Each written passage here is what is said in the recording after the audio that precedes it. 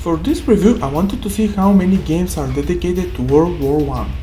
What I found is there are not too many and not too popular. Valiant Hearts and Verdun are most well known, I think. There are a few grand strategies but I'm not into them. The reason I started with this is NecroVision takes place in World War I setting and this is the only thing I could think of to start the review. You take the role of Simon Buckner, young American who joined the British Army to fight Germans in 1916. After an ambush and the following fierce battle, everything for our hero turns upside down. Simon encounters supernatural phenomenon and realizes that greater evil threatens to wipe humanity. To a certain degree, it's the Germans' fault.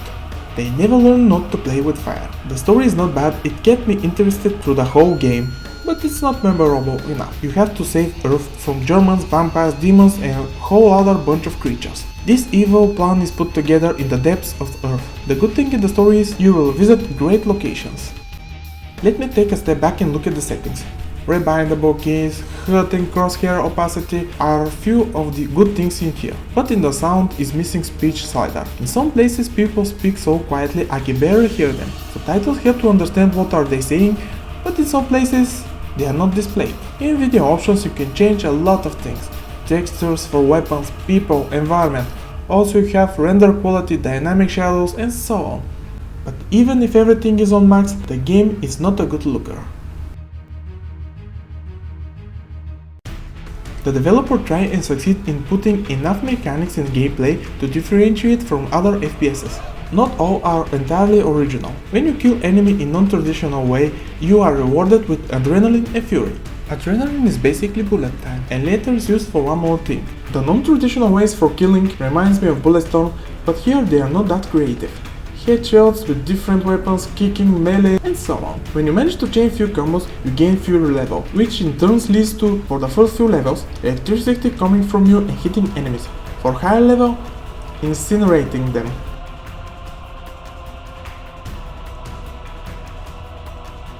For reaching maximum fury, be on the lookout for hidden vampire artifacts.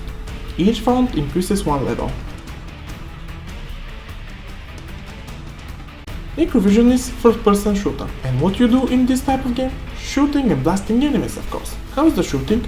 Good! Weapons have arcade feel to them. They don't have recoil, but they also don't have Quake-like accuracy. If the enemy is far away, you have to burst, because crosshair widens and the gun become less accurate. Weapons in 1/3 of the game more or less represent the time period the game takes place. 2 pistols, rifle, sniper, rocket launcher, shotgun, heavy and light machine guns. These weapons are used in above mentioned 1/3 of the game. The game takes hard turn and start to get more interesting. You get shadow hand, SMGs, shotgun, rocket launcher and flamethrower. One of them raises curiosity. It's shadow hand. It's metal glove with Wolverine-like claws. You can use it for melee or cast spells. Fireball, Iron Rod and Freezing. All are useful. Shadowhand have one more ability, Raising the Dead. When adrenaline is on max, stand nearby a fallen enemy and resurrect him to help you fight. There is more. You can dual-wield pistols and machine guns. You are less accurate, but in close range is so satisfying to mow enemies down. In your right hand you can equip a pistol, and in your left you can put another pistol, bayonet, shovel, grenade, dynamite and gas lamp for setting enemies on fire. With shovel and bayonet you can melee or throw them. I killed a lot of enemies that way. Almost every murder gives you adrenaline. There is a sprint button. Except for fast movement, you can use it with combination from melee and a gun to knock down a group of enemies. This and kicking are the best course of action if bad guys surround you. I intentionally missed few interesting things that will happen. I don't want to spoil everything when the game turns 180. Restoring health is done in 2 different ways. Generally, half of it regenerates and for the other half you have to find medpacks. This is true the first 1/3 of the game, which I will continue to mention. After that, you are restored by collecting red orbs from dead enemies or finding them in hidden places or breaking the surroundings. When you are about to die, you get the last chance. Everything slows down to a crawl for a few seconds and you have to manage to get away or die.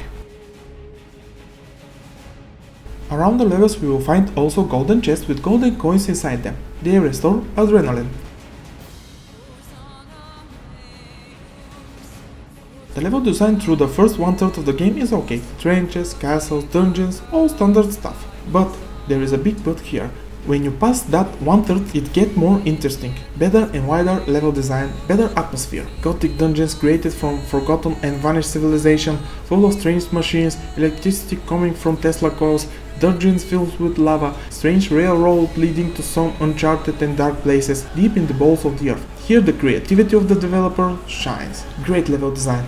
In almost every level there are secrets to be found. Except the above mentioned vampire artifacts, there are also weapons, ammo, letters, golden chains to be found.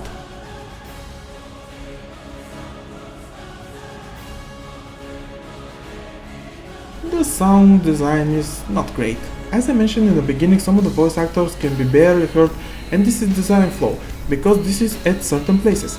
The voice acting is good, but I don't like the main character, and don't get me started with the one-liners. They are not that good and original, and you will hear them over and over again through the whole game. Music is almost absent. When it's present it's good, but it's so rare to hear it. There is some ambient music and it contributes to the atmosphere, but it's not enough. The game needs more tracks and the music have to be played more often. Enemies are fairly diverse. I know I'm repeating myself, but during the first 1/3 of the game, most of them will be Germans, zombies and a few bosses. Eventually and gradually, new enemies will appear. Masked people that shoot you, others that make some kung fu kicks when you're closer to them, imps, dragons and other flying creatures, two types of ogres and so on. I don't know what type of creatures are all of them, so I make up their species to get an idea to some degree how they look. I almost have no problems with all the enemies unless they surround me. The ogres gave me a headache because they are fast and do a lot of damage. Almost everything I said until now is what I like about the game. However, there are a few things I don't like and I think it's worth mentioning them. None of them are game breaking. One of the problems I had is with the AI. When you resurrect someone, it's dumb as bricks, always falling behind, you have to walk slowly and babysit them. This makes the resurrection useless. You can also see flickering textures on buildings. As a whole, the game is not a good looker. Sometimes I didn't know where to go, I was confused by the level design.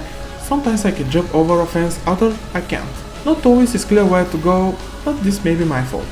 There are tiny little bugs, but maybe the biggest problem is the first 1/3 of the game. It's fun, but it's just okay. But after that everything gets better. Level design, guns, abilities, atmosphere, enemies, everything. I get it from storytelling point, but some players may be turned off by this. Be patient and you will be rewarded with awesome moments. As a whole, the game is rough around the edges, but it's entertaining. The game reminds me of Return to Castle Wolfenstein and Painkiller, and this is a good thing. It's not polished as them, but you can always do worse. I had fun, so I recommend it.